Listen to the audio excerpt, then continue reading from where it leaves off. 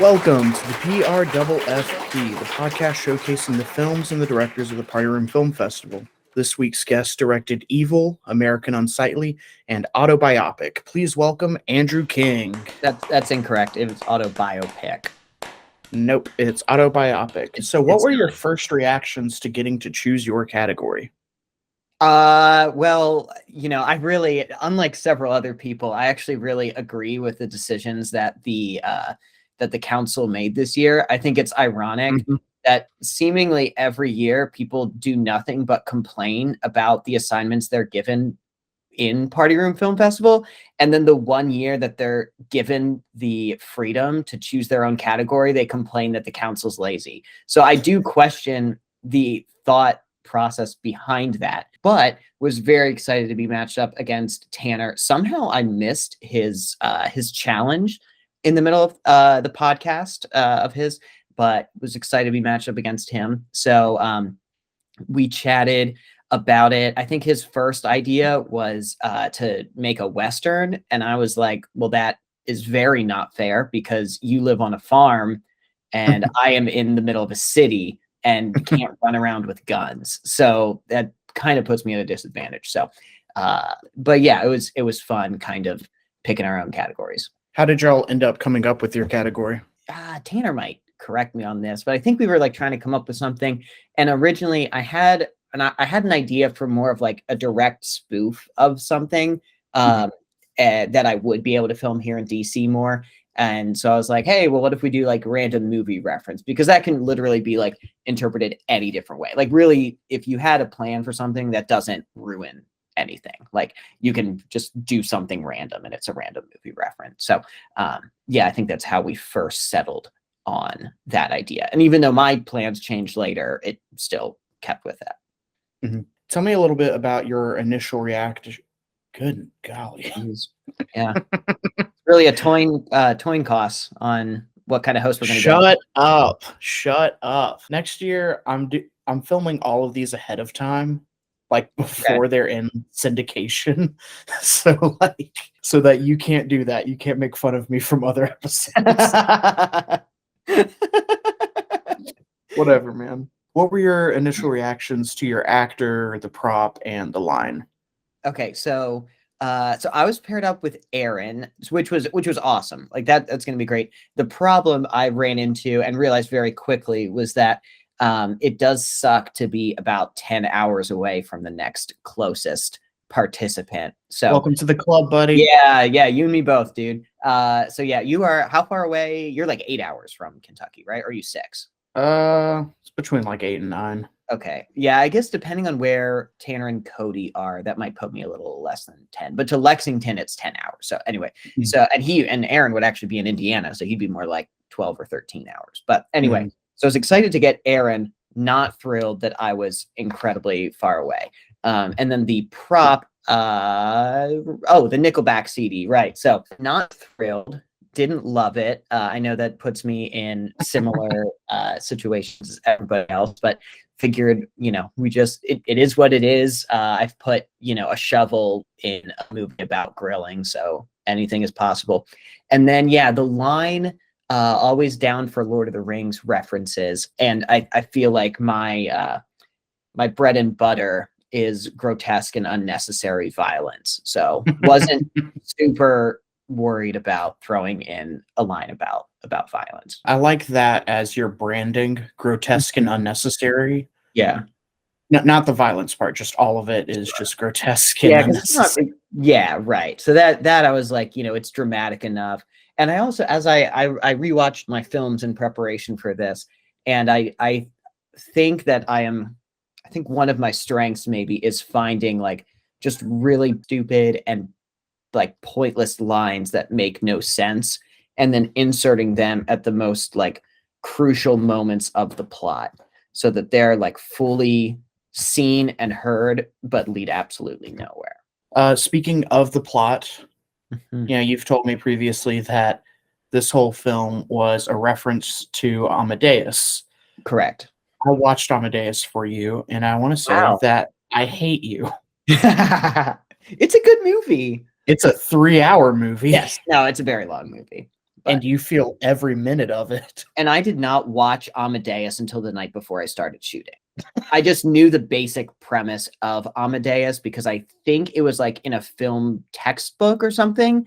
And I was like, oh, this is like, it's kind of a cool premise because it's basically like, for those who haven't seen, it's about Salieri and his relationship with Mozart. And Salieri is like this guy who is very, very gifted musically, but he's had to practice a lot to get to where he is. And he does it all for, in his mind, the glory of God. And then Mozart is this like really hedonistic terror, basically, and just does it for his own glory. But he is rewarded more than Salieri. Like he's Mozart's more talented than Salieri is. So Salieri is like jealous of Mozart the whole time. So anyway, I thought it's an interesting question. So I always like kind of knew what it was about, but didn't know a lot of it. But yeah, what was the initial question, the plot of it? I mean, just I don't think I actually had a question there. I just told you that I hated you for watching Amadeus. No, that's fair. Yeah, it is a good. Well, and I wondered too. Like, I know, like, out of all the films, Asbury, like being in the Asbury media department and stuff like that, like, I'm surprised they don't make us watch this. I know the director's cut has some like questionable stuff in it, but the regular theatrical version, to my knowledge, doesn't. So I'm surprised they didn't at least require that because it's actually like kind of an interesting film. Like, why does God give godly talents to ungodly people? Which is not what this movie's about at all. It's basically just like it's not like that's why when I said it's like based on Amadeus, I mean like I used Mozart music. And that's like kind of it. So, but I knew the night of that no one else in that room would have seen Amadeus. So I could just say it's a reference to Amadeus and nobody would really call me out on it. Yeah, I think it worked. Yeah, no one did. So tell me, when did that light bulb go off for you? You know, obviously you knew that your genre would be film references, but when did you figure out like, okay, I'm going to reference Amadeus?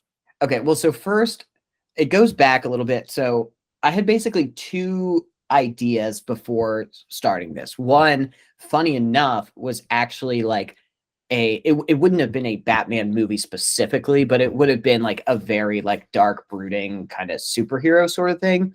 But again, when you like, I would have had to go back to Kentucky for that, and it wouldn't have really made like practical sense. So that was like idea one. And then idea two, I won't get into too much because I could actually see myself doing it at some point, but it would have involved like running around DC and filming a bunch of stuff. And then I would have had to go to Kentucky for stuff. And it was just like too complicated. And that would have been like a direct like spoof of a franchise kind of thing. So that like I wasn't practically going to be able to do. So then I think Sarah was leaving over July 4th kind of holiday to go hang out with some friends. So I knew I was going to have time to myself. And I knew that well, okay, so to back it up even further. So year one, remember we did the different the different genres. Everyone had to like compete within a genre. And one of the categories was art. And when I came up with that, my original thought behind that would be like people would make really pretentious stuff in like a joking way. And no one did it. And that was fine because like Life that Tanner did, Procrastination that Cody did, and Art is Life that Paul did were like all perfect. Like they were all really, really fun, really enjoyable. So like it didn't matter. But I always thought it would be funny to do like an over the top pretentious movie with like clearly no meaning at all. And so that was the basic premise of it. And then in the chat several times I had like always said like, Sarah's gone for the weekend. I want to watch a boring biopic. Let me like, if anyone has any like historical movie recommendations, let me know. And then people would just go ahead to suggest anime. So it was like never really helpful, but I was like, okay, well, what if I do like a biopic, but about myself? So it's an autobiopic. And that's sort of where it started. So then I was like, okay, well, how much more pretentious can I make this? And then I was like, okay, well, I'll make myself like the fallen hero, which is like super douchey. So I'll do that. And then like the person who's like misunderstood. So like that makes me even more douchey. And it like basically gets the two crowds of people who like understand my sense of humor and will be like, wow, Andrew's completely making fun of himself. Or so you like get that side, but then you also bring in the side that's like, wow, Andrew is a jerk, and he actually gets killed in this movie, so that's great. So definitely the idea brought in both those sides. Okay, so you said that idea kind of came to light around July 4th. Mm. Tell me about scripting, Yeah. casting, shooting, editing, just a general timeline. Yeah. So, okay. So, I told Sarah my idea. This is backs up a little bit more, but I told Sarah my idea originally, and she said that idea sounds incredibly dumb, so everyone will probably love it. And so I know I can go. But again, I didn't have at no point did a script exist at any point. It was just like, Mhm. I know I need to like be rejected from society somehow. And then I need to come up with this film festival idea. And then the film festival like the film festival, like what's the word? The like behind the scenes people have to get upset because I could threaten their whole, monopoly basically. And Mhm. then and all of that, knowing it has to like be as pretentious as possible every single step of the way. And the other thing I wanted to make fun of was like a big pet peeve of mine is in like historical movies where they just like blatantly make up things that aren't true. And like things that are like really integral to the plot. Like there's like a ton of examples, and I get it. Like you can't just take a historical movie and like make it exactly, or a historical situation, make it exactly into a movie. So you have Mhm. to like add things here and there, but sometimes there are like and It's completely romanticized. yeah, exactly. So that drives me nuts. So I wanted to make this like clearly, and like in the chat, I kept saying over and over, like, this is completely based on real life. This is like my self story. And then like the very opening shot is, Washington, D.C., and it says Kentucky 2020. So it's like automatically like, this is made up. But anyway, so I filmed it while she was gone. I think I filmed the putting the stuff on the wall scene, like coming up with the idea. I filmed that in an evening. I think I filmed the bedroom stuff before that, where I like am struck with the idea. And then, and again, at no point did a script exist. Most of my outtakes are all over the place because I was just like ad-libbing the entire thing. And then I basically stopped filming because I was like, this is like really stupid and no one is going to like this. But I remember you texting me during yeah, that dark period of yeah. this filming Well, process. it's like when you're filming it by yourself, you have no idea how this is gonna go. Like, Mhm. and yeah, like the whole point is like this is super serious. Like it's not like slapsticky. So there's no like, it's all like, wow, that's so dramatic, and that's why it's funny. So there, Mhm. but you're by yourself. So like, there's just You no. you have nobody to go like, "No, man, it's funny, you're Yeah, yeah, good." and you're like, okay, like I can keep doing this. Exactly. So anyway, so then I was like, all right, well, I at least have to get I have to get Aaron involved, and I have to get, or I just have to get Aaron involved. So the original idea too was that I was going to do an impression of every single person in the chat. So like it would be like me asking people, like I'd be sitting across, like the one scene I came up with was like me sitting across the table from Aaron, but it's Mhm. me playing Aaron trying to convince him to join Party Room. Or like Aaron trying to get in, and then I would say like, well, maybe not the first year, but maybe we could try it the second year. And then Aaron would like walk by and back as a waiter or something like stupid. But then Yeah. like I would actually have to like waste a ton of time playing every single person. And then if I miss someone, it's like, well, why didn't you do an impression of that person? And if someone didn't like their impression, it's like it's just not worth it. So Mhm. and time wise, like it just didn't make any sense. So anyway, I filmed that stuff that first weekend.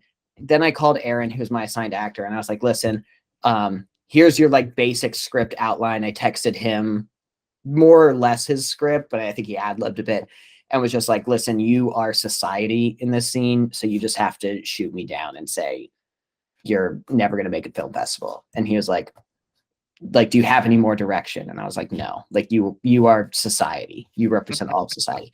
And then he also played the film festival Adi. So then I told him, like, for these scenes specifically, I didn't tell him who he was, but I was like, you don't have to be pictured, you just have to read these lines, and I'll Mhm. change the voice and everything.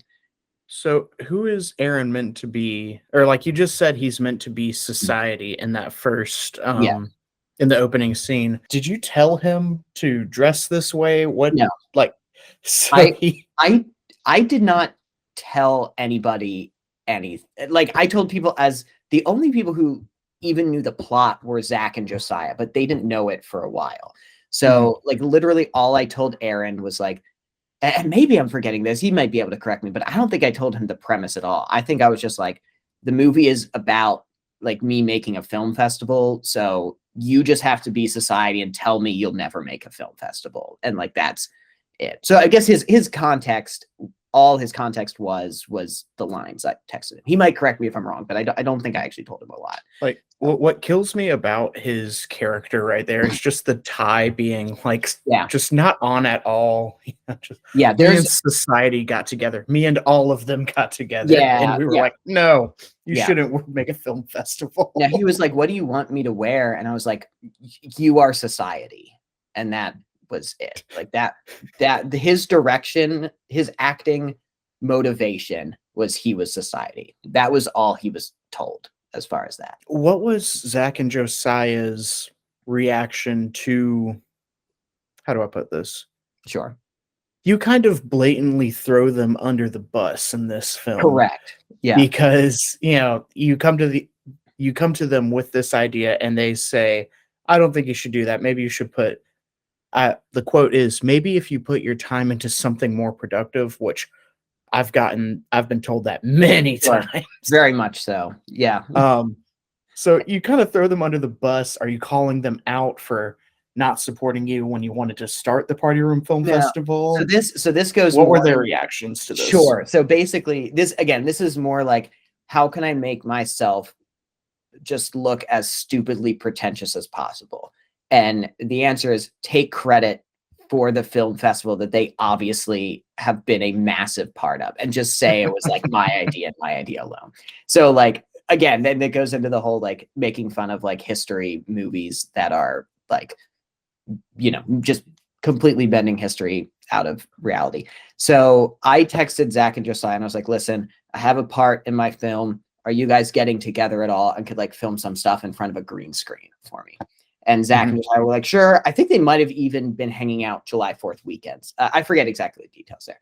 And I was like, "Okay, the premise of the movie is about the very real situation in life where I came up with a film festival and you got upset and murdered me. So I'm trying to tell that true story." And they were like, "I'm in. That's great." So and I told them, like, again, the goal is to be like as pretentious as possible.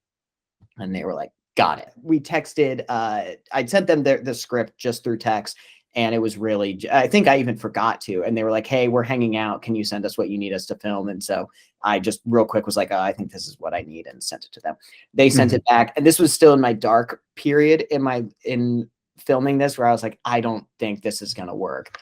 And they sent me the clips. And I think the first scene I actually edited was the scene at the gravesite at the end, which cuts back and forth from a graveyard here in DC and a graveyard back in Indiana where they are. Okay, Yeah. sorry, I was gonna ask that at some point Yeah. because they seem, or the quality seems like different for Yeah. So the faraway shots. So or think through. So the very first shot is like the cross with the sun behind it, right? That's in DC. I went on a run and there was where we used to live, there's a graveyard right around there. So I just went in, found a cross, filmed that. Then the wide shot is in DC.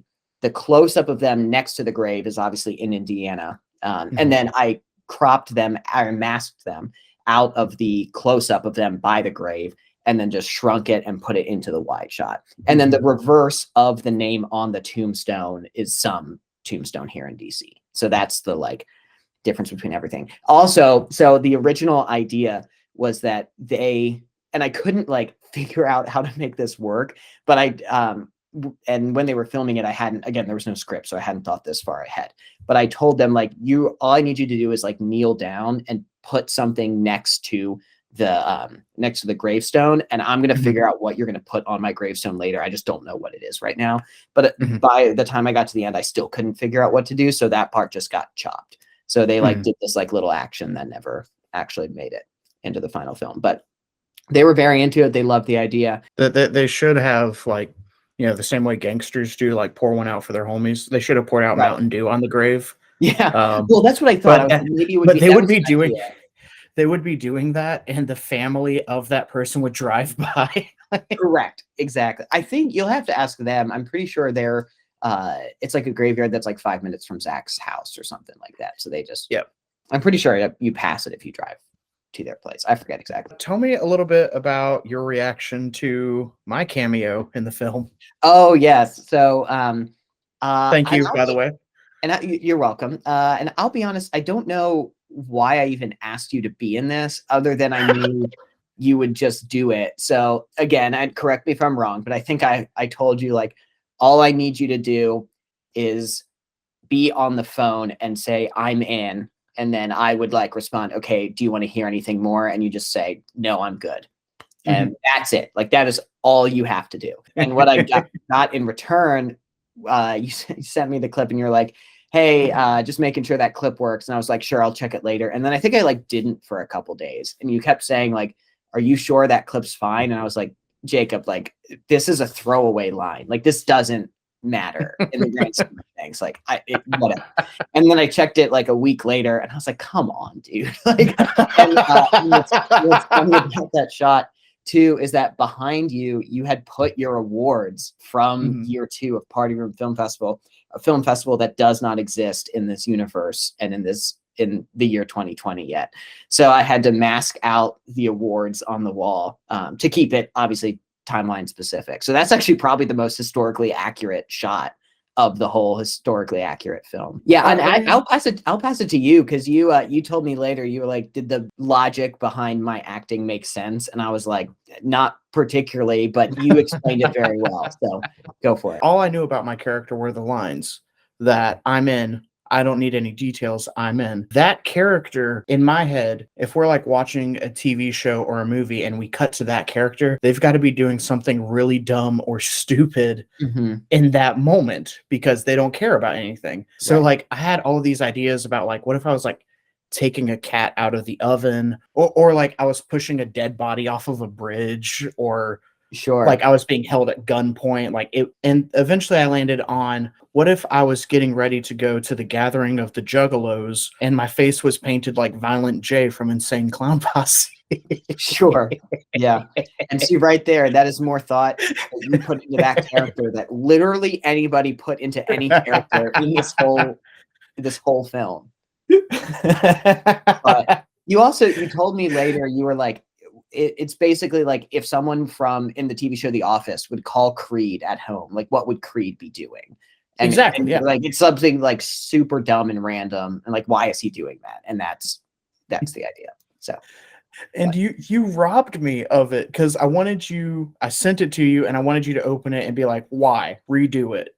But instead I had to wait like a week to get a reaction out of again, you. because when you sent it to me, I was like, this idea is so dumb. Like that I wasted a whole weekend and I was like trying to come up with other ideas. And then this whole time you're like, does that shot work? And I was like, yeah, probably. Like it does. And again, like in the past, like with American Unsightly, I sent it to my brother because we have the same sense of humor and he would get this group a lot. And he loved American Unsightly. But this year, like, I sent it to him and he's like, I like it. Like, I'm sure the other guys will like it too. Like, it's funny, but like, he doesn't get the little inside gags that we would get. So he was not even that sounding board that he could be. So, yeah. Andrew, do you actually own a conductor's baton or is that just a chopstick? No, it's a chopstick. Yeah. Yeah. Just a chopstick. So, pretty terrible use of the Nickelback CD. Would you like to explain something? It's in the moment of inspiration. And truthfully, I literally like I texted every person in my family to see if they still had a CD player, and nobody had a CD player. Like what I wanted to do was have a CD player, and the scene would start with me putting a CD into the CD player, and it's Nickelback, and then the Mozart song starts. But I could not. I actively was searching for a Nickelback or for a CD player, and I just could not find. Like nobody had a CD player, which goes to my earlier point to Trevor several months earlier on. Do we really need to suggest a Nickelback CD? And I thought with a 1 in 14 chance, there's no way that would actually get selected. And I'm a fool. So I just really like how it's unanimous that nobody liked that prop. yeah, it was pretty. I mean, like a shovel was like not super easy to use. A mousetrap, I guess, would probably have been the best one to use. But yeah, the Nickelback CD was truly like there's nothing, and you can't even like use it just as a CD. Like it has to be like a prominently displayed Nickelback CD, and everyone has to actively buy a Nickelback CD. Which, yeah, not easy. I mean, I don't know that everybody did actively buy one. No, because I definitely saw a lot of blank discs that said Nickelback and Sharpie on them. Yeah, I did it. See, so you can criticize me. Yeah, so my use of the Nickelback CD was to tape it to the wall in the moment of coming up with the film festival and just spin my phone in a circle around the CD. And that was it. And then I messed around a lot with double exposure. I'm actually very, very impressed and proud of my like montage coming up with the film festival idea edit. Like I put a ton of time into that. You really did. I was watching it, right before we did the interview, and I was like, there are a lot of cuts in here. Yeah, no, I like put a decent amount of time into editing that, actually. I don't think I asked you this earlier. If you had to guess the full amount of hours that you spent editing this. The whole project? Yeah. Probably like over the course of obviously several weeks, like I would say 12 to 14. Because I would just do like if I had free time, I would just tinker around. I don't know the full time, but I can tell you the things that took the most time. So the definitely that montage, because it was all very timed out. The other thing I found out is that like generally at work, I'm downloading a royalty-free song, and I don't really like in like a lot of social media videos where they just fade the audio out at the end. Like I'd rather have it end on the beat of the song, just so it's not like a end dissolve or whatever. And when you do that at work, like it's actually, or when you do that in royalty-free music, it's fairly easy to do that because it's all pretty robotic basically. But this is like a 17th century classical, or 18th century rather, classical piece. So like it's not built to be chopped in the way I was doing. Like that's like I think it's like a 5 to 7 minute song that is a minute and a half. So I was like really just trying to chop it up. So that took a long time. Then matching it up, getting all the timing right, I'm trying to match up the double exposure of the fan shots. So like there's like the black like cuts in it. And again, as I was going, I was like, this is actually like kind of a good edit. So that's when I like started to go deeper. So that took a while. And then the other thing that literally took like, I think I started at 10 p.m. one night and went until midnight, but was just in the earlier scene when I'm sleeping on the bed and the fan spinning above and the music plays behind it. So I took a ton of time. In my previous two films, I used the piano theme from the Rocky soundtrack. And so I had to put that in somewhere here. So I took Mozart, the base of the song is Mozart. And then there's a moment where it like slows down a bit and I laid Rocky over top of it. And then it kicks back into the Mozart song. So that actually took a good 2 hours to like get it right. Cause I had to I think I sped Rocky up. The Mozart song, I had to like take the beats and string them out like 2 or 3 seconds more to fully fit it. Yeah, that is Bill Conti laid over top of Mozart. You're doing this to yourself, but I'm glad that correct.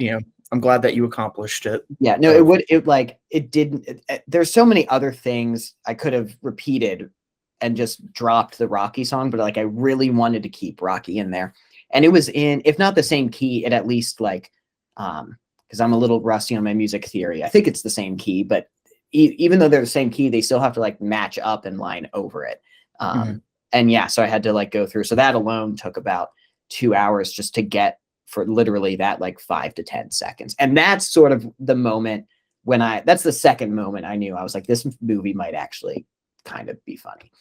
The first moment, I don't know if I said this already, but the first moment where I was like, okay, this actually would work is when I edited the final scene with Zach and Josiah, and they go, there are no friends, only films. And then it just cuts to that big, annoying, like orchestra hit at the end. And I was like, okay, this actually could be kind of funny. Be honest with me. How long did the PRFF stay up on your walls? Oh, it came down immediately because Sarah was coming home. So I shot it all, and I was like, and I had like a bunch of backup angles because I'm like, I'm not putting this back up. So like, this is it. There's no reshoots. So yeah, it came down on the very next morning. I think I left it up overnight, and then I came back the next day. Man, that aspect ratio push to the Mhm. side, I lost my mind. I think I fell out of my chair whenever Awesome. that happened. Well, what was That was a big pop, man. That was awesome. Yeah. Well, yeah, I thought about shooting my film in box again this year because I was again like, what's like the most like if you're making something pretentiously, you have to change the aspect ratio, right? But you can't do it like the top down because that's like actually cinematic. So you have to be pretentious enough to change the aspect ratio, but you can't actually make it look more cinematic. So I was like, okay, I'll definitely shrink it into the sides. But then box, like that's sort of my trademark, but I had just done that. It's And your in hindsight, trademark. yeah, in hindsight, it would have been funnier. Like it would have been a bigger push, but there is something very funny about like going from 4:3 to 16:9 is not actually that far. And when I edited it, I was like, oh, this is actually so dumb. Like this, I didn't think it would be that funny because it like doesn't move like barely at all. And it's not simultaneous either. Yeah, well, it's matched up with my hands. And here's the other thing too, like when you're filming this by yourself, you don't know how even it is or if you're even standing in the middle because I think the camera on the back of your phone, I would imagine the camera on the back of your phone is better than the one that's actually like the selfie camera. Yes. So I was trying to film it the whole time from the better camera. But when you do that, obviously you can't see it. And then I had my back to it. So it was just a lot of like, I just did that shot a bunch of times. And that was like the most even one. But even still, it's not perfect. So I tried to match up each side to each hand. And I know it didn't happen this way, but the mental image of Sarah coming home and you're just like in the living room pushing your arms out and back in and back out and back in. Yeah. You do aerobics in here? Yeah. Oh, the other funny thing too, like when I shot that, no one will care about this, but when I shot that, I was going to use a different song. There's like a Beethoven song I was going to use, but it didn't. If anyone's seen the King's Speech, it's the song that plays at the end when he's doing his like final speech to the nation, basically, or the Commonwealth. And that just like didn't. That was even harder to edit because it starts really low and it slowly builds up over 5 minutes. So when you're trying to trim that down to like a minute, it just doesn't work at all. So when you see me like doing my baton, I was doing it to a much slower song. So that's another reason it cuts a lot because the baton like didn't match up with the actual beats of the song. And that's another thing that drives me nuts in movies. You keep talking about it. So let's talk about it now. Tell me about the classical pieces that you did go with. Yes. Was there actual reason for it or just, they sounded pretentious? No. So, okay. So the first song, that one was kind of the most meaningless. Like that one was just like, I just need a super dramatic song to like punch, get it going. And then the second one, okay. So anyway, so that first song goes for the first 30 seconds into that dream sequence, right? Where I'm thinking about all that. Then you have Rocky layered in over top.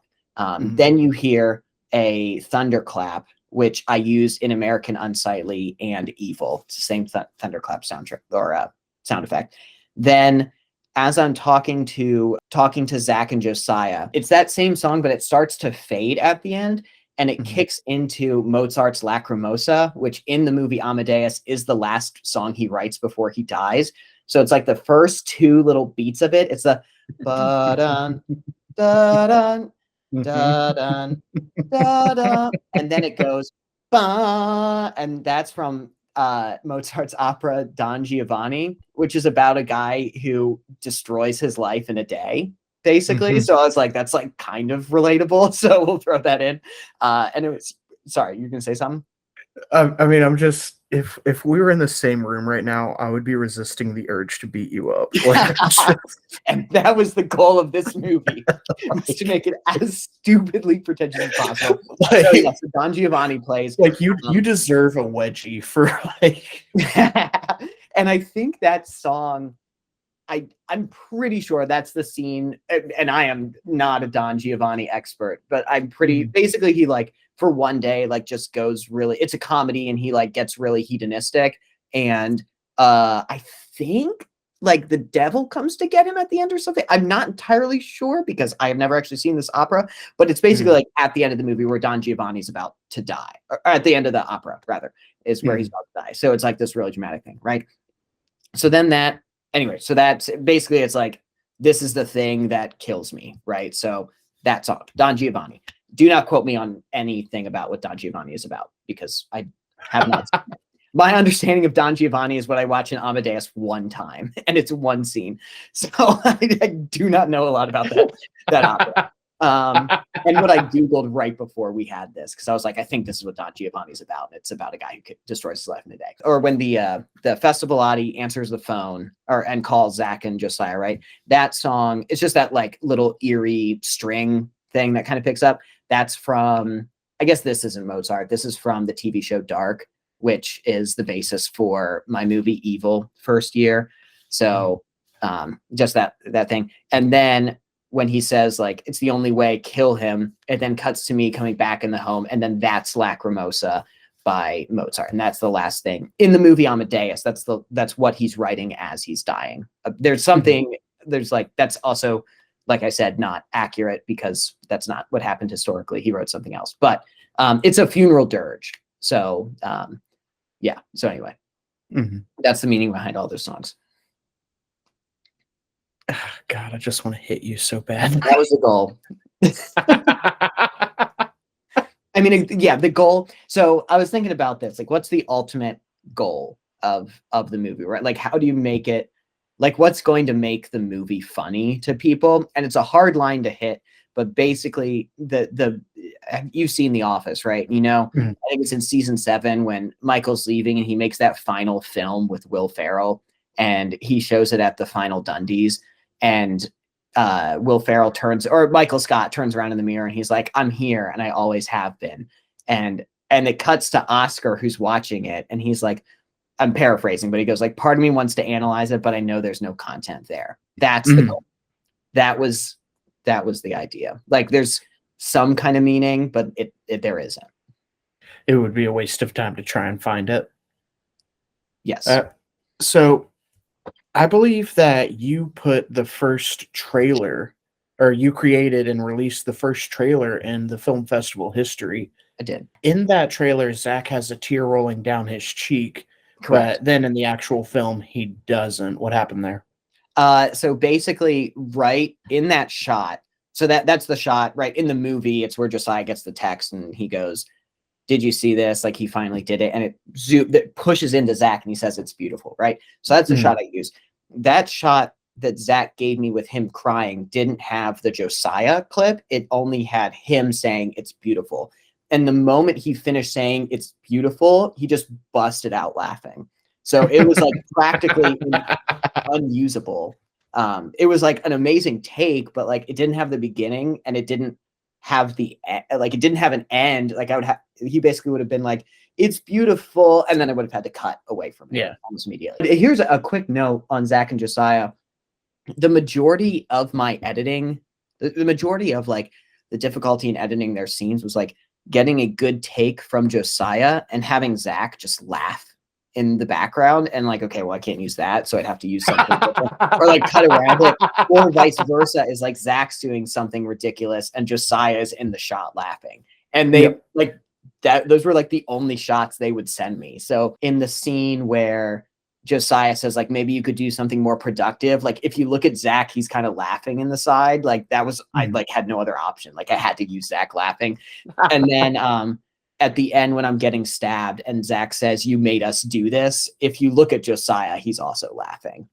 Well, no, Josiah is laughing while he's stabbing you too. Correct. Like, yeah, no, and that's because Zach was like screaming and Josiah's like trying to keep it under control. And yeah, and so Zach goes, you made us do this. Josiah just like keeps laughing, but like I can't cut around it, so I just left it in.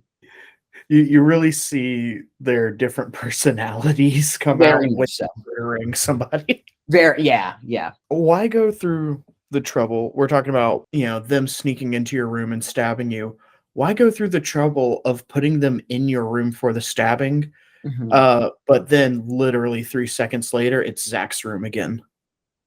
Because that scene, when they're in Zach's room, when Josiah says like, "What have we done?"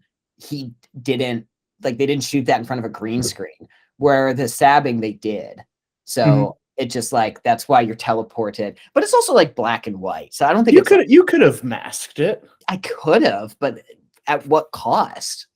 Like 3 hours of your life. Yeah, like why would I do that?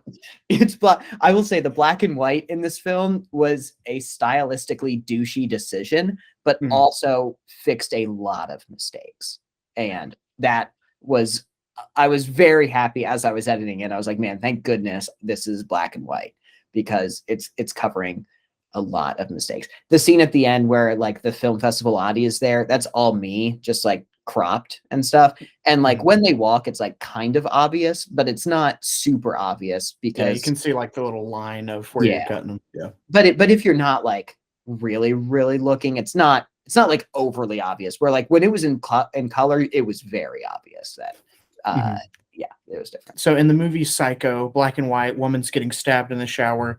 Sure. You know, it's actually syrup that they used for the blood. What did you use for the blood in your film? There was no blood. Yeah, that's kind of what I'm getting at. 32 stabs, but no blood. Sure. Well, and this is more where, you know, this is maybe what I was most disappointed in this film that I did was like year one, right? The idea was, okay, like the joke is Zach is getting stabbed an inordinate amount of times, but because he isn't a vampire, it doesn't actually kill him and there's a ton of blood. And then year two, but it's like painful to watch because it's like, okay, like stop. Then year two was American Unsightly, and there's just like a very long time of like ketchup dripping all over the counter, right? This year, like I was very disappointed didn't have that like, gosh, why are we watching this moment? And there were some ideas I had that just were not worth filming later on. But yeah, I tried to like find green screen green screen blood overlays. Like basically what I tried to use the exact same clip from American Unsightly. So when I pull the mole off the first time in American Unsightly and the blood splatter hits the camera, that was just like a blood splatter on green screen. I tried to use that again.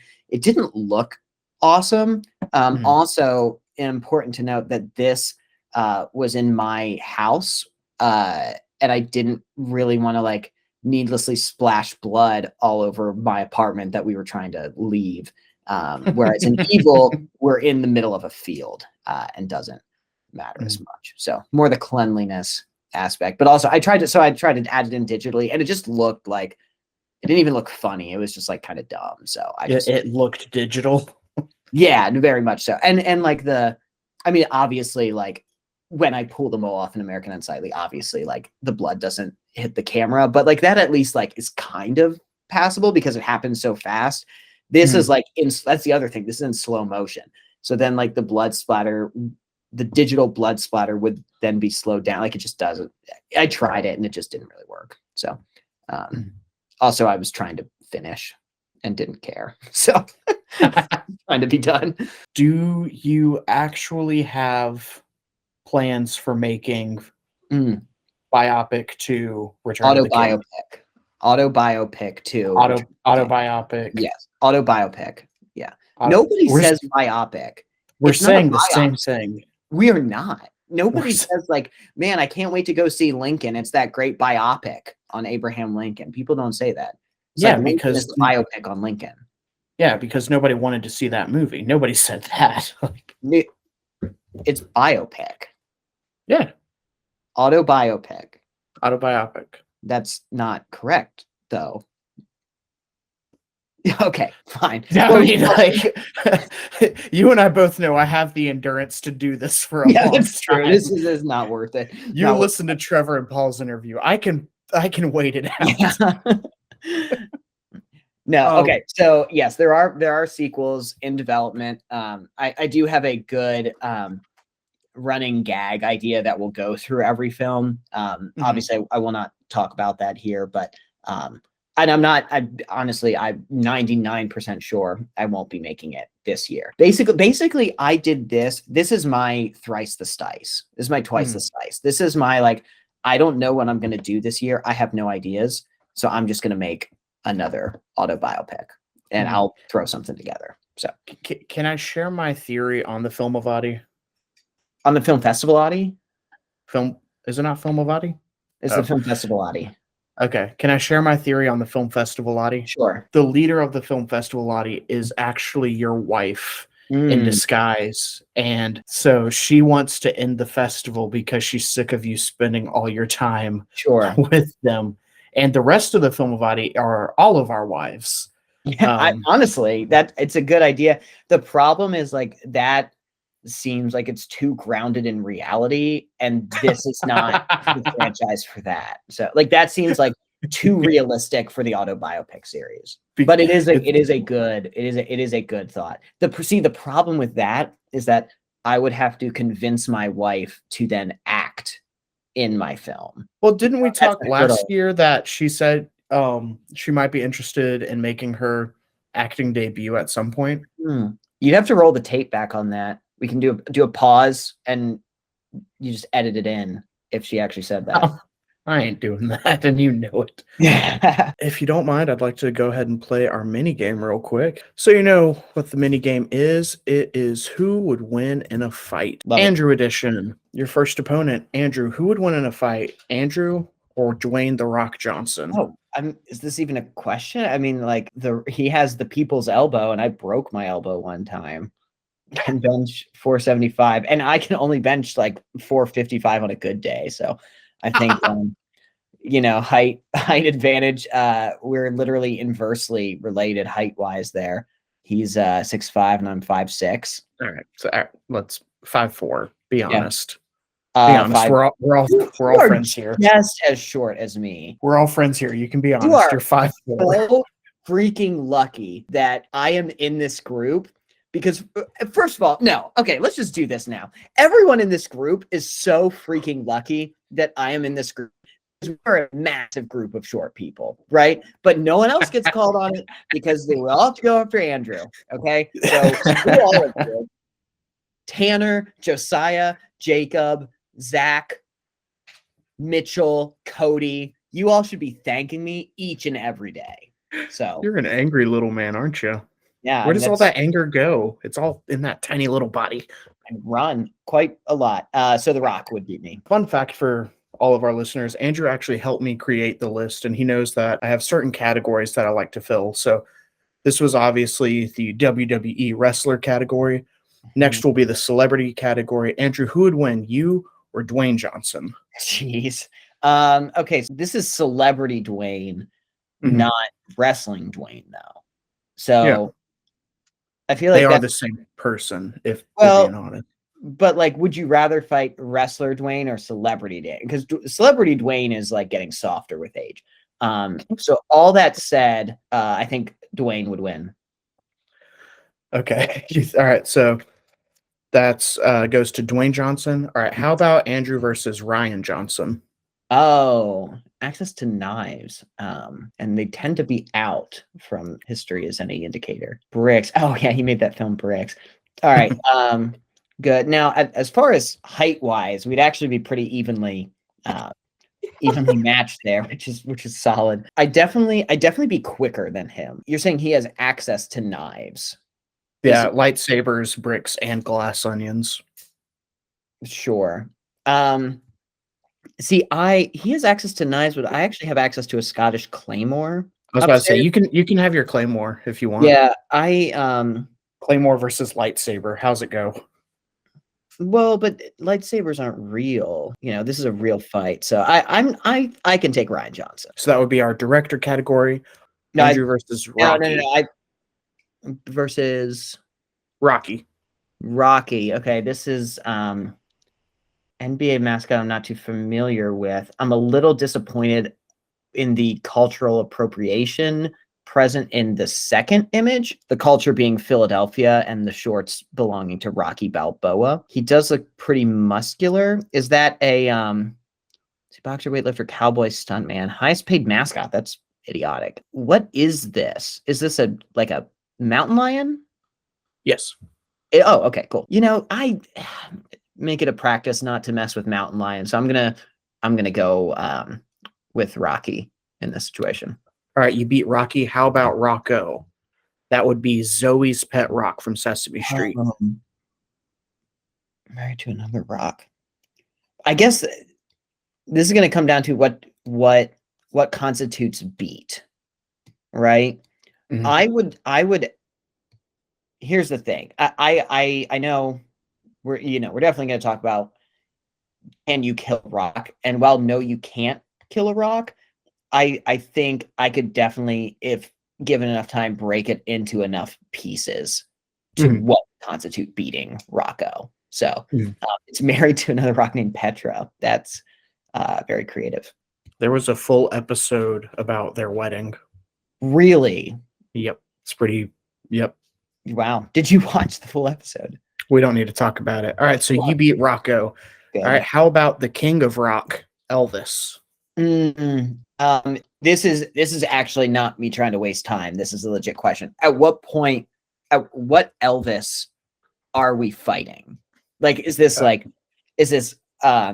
pre-military Elvis? Is this in the military Elvis? Is this strung out on drug Elvis? Is this like fat Elvis? Like, which Elvis is this? This is actually important. Let's say he just started getting into drugs. Okay, he may be the king of rock, but I'm the king, so I'm going with me on this one. So how about Andrew versus Drox? All right, this is the mascot from Hydrox, the original Oreo. Oh, he's a little guy made of cream. He can fly and talk. Sure. He's okay, about 6 inches tall. Here's 6 inches. Oh, dang. Okay. Glad you clarified, because I thought that was a glance at it, I thought that was feet. I'm going to take myself on this one. I while I understand Oreos are not hydroxy, I can pound enough Oreos to make it a dent here. So fun fact about this, the reason that this character's name is Drox is because whenever you eat an Oreo, you need to say Hydrox, or whenever you eat a Hydrox cookie, you say Hydrox. Pretty dumb. Yeah. So, all right, you be Rocky Rocco, rocks. How about Uku? It's a giant rock. It's a volcano. Oh yeah, I'm leaning volcano in this situation. All right. And I think you've provided all context you need. It's a volcano. So yeah. That kind of says it all. So that's our Pixar character, our Disney character, Maui, played by Dwayne "The Rock" Johnson. Sure. And now we're looking at demigod. Okay, 8 feet tall, 500 pounds, demigod. He killed an eel. That's the sun. Yeah. After this analysis, I think I gotta side with Maui on this one. So yeah. Okay. Played by Dwayne "The Rock" Johnson. All right, how about you versus the rock monster from VeggieTales, the Pirates Who Don't Do Anything movie? Great movie. Great film. Yeah, I mean, I think he's a sentient pile of rocks. Has a son and a daughter, also rock monsters. That's larger than a pirate ship. That's good. Now, how much larger than a pirate ship? It has been a while since I've seen this film. Me too, but I believe he's like at least 4 times the size of the pirate ship. Okay, we'll go with the rock monster then. Simplify. Okay. Is that the deciding factor? If it was 2 times bigger than a pirate ship, you would be like, that's me. Yeah, I think that defines it there. So sure. On to the Pokemon category. You versus Pikachu. Shoot. Okay, so I don't know a lot about Pokemon. Can I call a friend? Sure. Hold on. I mean, the only thing you need to know about this Pokemon is that he's 6'5". His finishing move is the People's Elbow. Gotcha. 10-time world champion, can bench 475. Sure. Hey, Trevor, are you there? Yeah, what's up? Hey, so I'm doing a podcast interview with Jacob now. He's asking if I can fight Pikachu. I don't know anything about Pokemon. What can you tell me about Pokemon? Yeah, so that's a tough question there. First off, I just want to make this clear. Like I really want to give a good answer here. So like truly take as long as you need. Yeah, absolutely. So there's a lot of information we have to factor in here. First off, I'm is gonna it get a refill. any run-of-the-mill Pikachu, or is it Ash's Pikachu So- specifically? Trevor, I got to be honest. I think this is a Dwayne the Rock Johnson dressed as Pikachu. Okay, well, that's less scary because Ash's Pikachu is obviously the most frightening of them all. Sure. Now, if we're talking about just a generic everyday run-of-the-mill Pikachu, we then have to factor in what's the setting for this.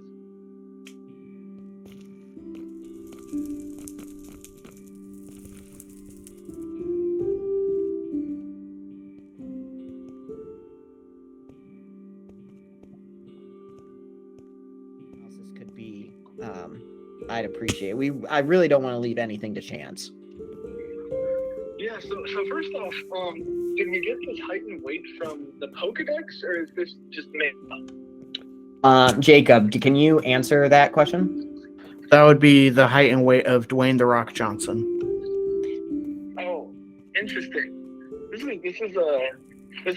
must be some sort of like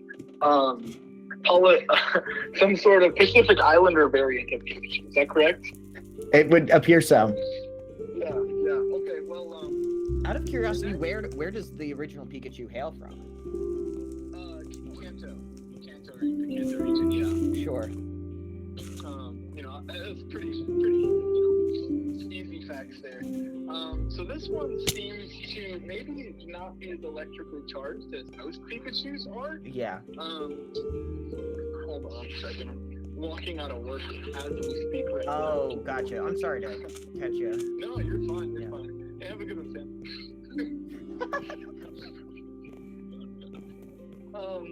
Yeah. So this Pikachu in general doesn't appear to be the actual like a champion of any of the Pokemon leagues, anything like that. Nothing special. Yeah. Other than the WWE And WCW. As anyone that's watched the WWE can tell you, it's debatedly not real. You might even say it's not a sport. You might even say that. Yeah, sure. So this Pikachu actually seems to resemble more along the lines of the fake Pikachus that they often use in like Japanese parades, where they'll have a bunch of people dressed up as Pikachu. And believe it or not, none of those actually have the same powers as Pikachu. Gotcha. It's like a Times Square Pikachu. They'd be in the same family. Exactly. Sure.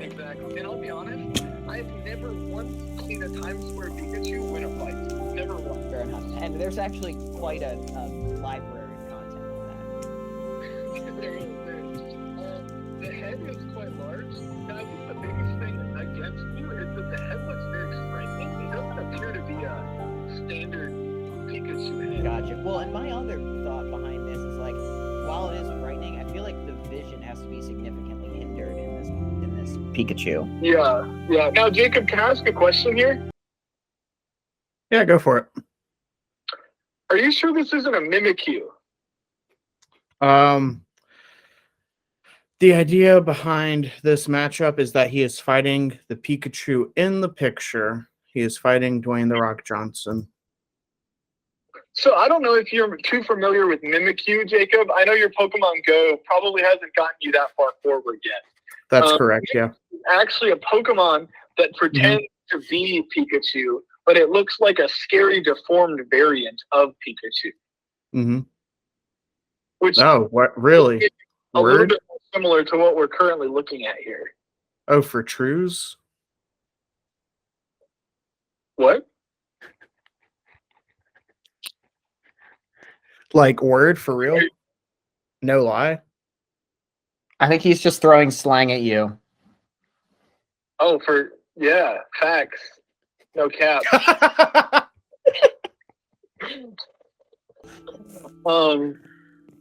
This specific Pikachu, it seems like would almost be at a disadvantage to fight in a kitchen, being 6'5". It almost looks like he might be a little bit out of space. But at the end of the day, Andrew, I'm gonna be real with you. Sure. 260 pounds is a lot of pounds. That sure is. I don't know how many pounds you have. I don't know what's in your stat sheet. Yeah. I've actually lost quite a bit of weight actually recently. So I'm if not. I'm correct, you're less than 260 That's fair to say. Yes. Yeah. I'd like to think strictly- significantly less, but it's hard. Yeah. That's just strictly based on weight and the fact that I don't think this Pikachu has ever used any electric type moves. And probably can't see very well. I think that I would say your chances are pretty decent. I would maybe lean 60-40 in your favor. Awesome. You know, you could probably punch Pikachu in the groin. Yeah. Kick Pikachu in the knees. I'm thinking, just speed versus vision just has to. Yeah, I would definitely lean in your favor. Cool. Now, if the Pikachu knew any Thunder type moves, like for instance, Thunder Wave, Thunderbolt, sure, Thunder, Thunder Shock, maybe even Thunder Punch, we might be having a different conversation. But this Pikachu appears to be relatively limited in its move pool. Sure. Yeah. No, thanks for that. So I think no that answers it. Thanks. Yeah, you have a good day, dude. How's Callie? How's Callie doing? Oh, she's doing well. She's doing well. Cool. Yeah. All right. Awesome. Talk to you guys Thanks, later. thanks, man. I'll see you. No problem. Bye. Okay, yeah. So I'd probably pick me in that situation. Oh, are you ready to continue with the mini game or? Oh, sure. Yeah. No, I just I want to give the best available. Okay. Yeah. Pulling your resources is fundamental in this. So. Yeah. All right. It's like back, just to compare it, right? It would be like if you asked Paul and Trevor a question about who would win in a fight between between Jonathan and King David, right? And they think David only had 3 stones, right? It's okay, they made their entire decision based off of inaccurate and faulty information. So whenever available, you should be able to phone friends in and help out. So yeah, that's good. Yeah. How about you versus a rock Hyrax? Rock Hyrax is living colonies. Usually dominated by a single male. Defends his territories in female. And just one of them, and testicles can grow 20 times larger than their non-breeding season size. Interesting. Would this be during breeding or non-breeding season, this fight? Or do we just take the average? You tell me why that matters first, and then I will answer. How aggressive is this male at this point? Okay, you're concerned about aggression, not the size of his testicle. No, I mean, again, the thing is 20 inches tall, so let's say he's really aggressive. Sure. Yeah, I mean, I think I can still punt this kid, so we'll do it. Well, I can take a rock Hyrax. Okay. Biology. How about you versus Rocky from Rocky and Bullwinkle? Pilot use a shotgun on occasion. Interesting. In the cartoon, he's half the size of a fully grown moose.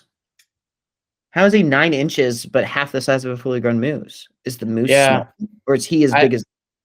I didn't feel like doing the math for what he actually is, but that's the size of a flying squirrel. Gotcha. Okay. Yeah, I can take Rocky J Squirrel. Yeah. What does the J stand for? Good question. Anyway, sure. All right, so you beat Rocky. How about Simon Peter, also known as The Rock? Okay. About the action. Yeah, I was gonna say, I'm pretty sure he cut his guard's ear off, and thankfully you have that listed here. Height and weight unknown. Fisherman by trade. Yeah, here's the thing. People back in the day were just tougher. So unless we're talking some modern kind of fighter, you always pick the people back in the day because they were whatever that day may be. If you're a fisherman by trade and you still managed to cut a Roman guard's ear off, then I feel like that's a dude you don't want to mess with. That's a time period you don't want to mess with. So yeah, I'm leaning Simon Peter here. Okay, and then to He finish also it built off, a church, so Mhm. yeah. Oh yeah, he's got that old man strength for sure, like just Mhm. that natural brawn. Mhm. Um, but all right, last one to finish it off. Our video game character, it would be The Rock Jeez. from Uh, WWE 2K. yeah. Well, I don't know if you were on the hall at this point, Jacob, but at one point, I was actually a simulable, whatever. Sam and Mitchell created me in their WWE game, and Oh really? yeah, and we would watch. We would simulate fights between people on the hall, and my character was actually pretty decent. So in the video game fight, I think I'm actually going to go with myself on this one. See, and I know that sounds odd, but yeah, I came in with a crown, a green shirt with an eagle on it, and a Mhm. royal cape, if I'm not mistaken. But the chat will correct me if I'm wrong. Did did they put your correct size and weight into the video game? Like, how Yeah, adjustable was it? it was They pretty. Yeah, I mean, it was. I mean, I don't know if they put my exact height, but it was a short character. so they So made you 4'8" and 80 pounds, I don't know what the minimum and was. you took on The Rock. No, I would take on other people on the hall who were also built out. Like there were other characters. No one actually played as anyone. I don't know why we did this, but we just like simulated wrestling matchups between Yeah, and people then on you the just hall. watch it go. Yeah. Yeah, and I was one of the characters. I don't even know who all got a character, but yeah, I feel like I did pretty well back in the day. So We need to figure out a way to make that, we make a bracket Mhm, of like, we make, Sims or avatars in a WWE game, mhm. and then whenever they submit their prop, we do a bracket matchup to figure out what the prop is. There you go. Be better than our random picking out of a hat. Thank you for playing the minigame. I've got just a few more questions for you, if you don't mind. Sure. All right. If time or budget wasn't an issue, what would be different about your film? I would have done, I would have gone to Kentucky at some point to film with people. I would have that, or I would have just done more impressions of people because I thought that would have been kind of fun to do. Um, Mhm. I would have, so the one scene that I included, I think I shared my deleted scene already in the chat, so I won't belabor this, but I made like there's a deleted scene where I wanted to reference like in Batman v Superman, there's this like very random like thing that they were this dumb scene where Flash comes back and they never ended up making the sequels, so that scene never really becomes important. But I had like a similar scene, uh, but it just like in the middle of the movie just like fell flat. So I would have found some way to incorporate that better because it was like kind of funny, but it was taking too long and it slowed the whole movie down. So I would have figured out a way to keep that in. How about budget? What could you have gone all out? Like, what could you have done if I gave you 5 grand for this film? Well, I would have, I mean, travel cost. Like Mhm. I would have like used that to travel. There was a scene. Uh, I mean, again, I'm really just using the budget to travel and be around more people because there's one scene I wanted. You know and this would have built more into like previous years where like I try and just do some kind of gross out scene. But you know Mhm. how in Everything Everywhere All at Once, there's the scene where the guy's trying to give himself paper cuts. Mhm. So Oh, yeah. I Brutal. wanted to, yeah, exactly. It's like super dumb, but like really brutal to watch. I wanted to do something like that where like the film festivalati like captures me and Mhm. then they like to torture me. They like squirt lemon juice or something in my eye, but like I couldn't come up Ah. with like, yeah, like, and that's like pretty anodyne, but it still would be like super painful to watch or like just turn on your phone alarm, like just the generic cell phone alarm and just have it. I think that was Josiah's idea, but like we just couldn't really like do that. So budget to fly somewhere, like fly back to Kentucky, film with more people, and build out that scene a bit more. Mhm. Tell me a little bit about your voting criteria. What boxes need to be checked in order to earn your vote? Okay, so I know people don't like this, but I will not vote for a film if it's turned in late. And Mhm. here's my logic, right? The the whole game is that you submit within the whatever the window is, 1 month, 2 month, whatever, you submit in that, right? So like, yes, even if your film is better, but you submit outside that window, you still didn't follow the arrived upon criteria that everyone agreed to play the game with, right? It would be like it's a dumb sports analogy, but like all the time in football, especially, there's better teams that lose to worse teams. And you could be like, yeah, well, that worst team, lost, or the worst team won, but if the better team had a little bit more time, they could have come back at the end of the game. And it's like, well, but they didn't. Like, they didn't finish it in the time allotted. So first off, got to be on time. Second, I like films that are different. Like, I don't know if I've ever voted for the same filmmaker for best film, like back-to-back years, because I like to see different things. So like this year I voted for, let me think. Shoot, what was Bargain Batman, duh. I voted for that one first because it was new. I thought it was like the best one Matt had done. It was very funny on like a lot of different levels. Like he just all his lines were great. It was good. And then yours I voted for best film because I like legitimately thought it came at the perfect part of it was like just luck of the draw. Like you came after like a ton of like legitimate stories behind people, and we didn't really have the like American Unsightly this year, for lack of a better term, until your film came. And it was just like the perfect time. It like broke up everything, and I thought it was hilarious. So I voted that for best film. So yeah, just unique, something unique. Yeah, anyway. Okay. A lot of times we talk about the actors that we want. Tell me, who do you want to act for? And then is there a specific character that you want to play for that person? Gotcha. I would like to I think acting for Sam would be really fun. I would enjoy that. I can attest. He's a great director. Yeah, I feel like because like his ideas are like he just gets Party Room better than other people do. So I think like that alone would be fun. Yeah, I'm gonna go with Sam, and like just because everyone else is doing it. I mean, Zach would also like what he and Tanner were able to do this year was like really funny. So that would be good. And actually I'm adding a third, but I have pitched this, but I would love to be in the Bargain Batman universe for Matt Slice. I think I have a legitimately well thought out character that I pitched to him. I will not get into it now, but just a little like throwing my hat into the ring for that universe. So, all right. Tell me, if you could have a tag team partner, who would you choose? It'd be Last year we had. Sorry. Yeah, Trevor, 100%. I loved following him around back in college doing the 50 Love documentary.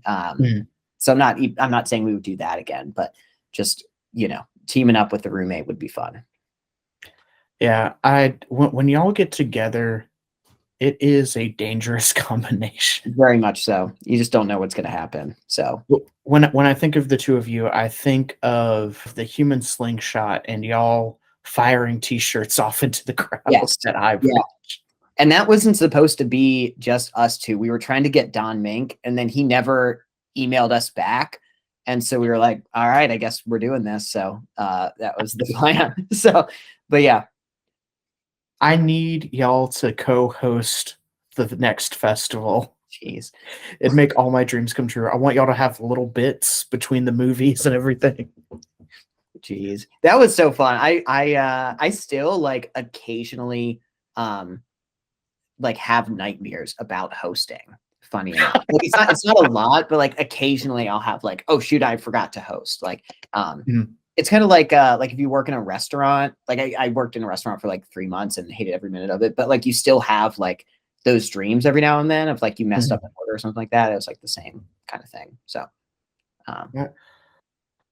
well, do you have any Easter eggs or fun facts, stories from behind the scenes, anything that we didn't cover that you want to say before we the only other thing I forgot to mention earlier was, so I filmed like half of it, but then there were like, I got the shots from Zach and Josiah, I got the shots from Aaron, but there were like some things I still like couldn't film by myself.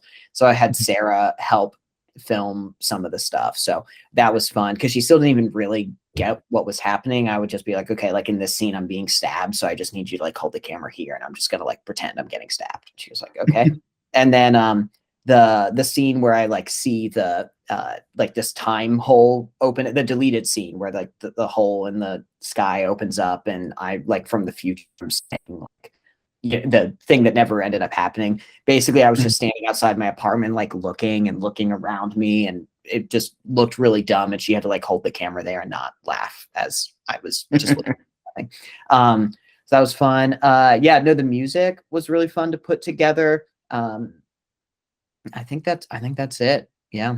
Always smart to give a shout out to the wife, Yeah. who, though she doesn't enjoy or understand, she will still support you. Exactly. No, and like when she went like this year, she really enjoyed it. And like we legitimately did like talk about each film. Like we rated them all going back, and it was very fun. So yeah. You didn't ask me to rate my film on my 3 films. Did I not? No. Okay. Dude, yeah, I'm a big fan of the podcast. I know the format. No, okay, so rating them. So okay, so what? I'm just gonna edit it so nobody knows. Yeah. Rate yours 1, 2, and 3. Go for it. Okay, so it's because you're really consistent each year. That's the thing, is like really I'm not like not proud of any of them. Like they all were fairly different, but they all kind of it's like the same kind of humor. Autobiopic's probably the most different. Well, American Unsightly is probably the most different, but like I personally, I would probably do Autobiopic first. Might just be recency bias too, but like Autobiopic was just like really fun to do, and I didn't know if it would work, and it did, so I really like that. And then I guess I would probably have to do Evil, but and then American Unsightly last, but like I don't watch Evil that much, honestly. Yeah, I would be curious what other people think. What would you rate them? Your films? Yeah. Because I can also see like Autobiopic's the weakest of the 3. Like I thought about that, but that's the one I watch more and more. I was about to say, I think mine's actually the opposite of your list. I love Evil. Yeah. I mean, if not just for the stabbing at the end, or like the the brother dynamic. Love Jake. Love seeing the brothers interact on the screen. And then, I mean, I don't know. Yeah, I think mine would go Evil, American Unsightly, and then Autobiopic. Biopic? No. This has been the PRFFP, and I'm just hanging out. Hanging out with my family.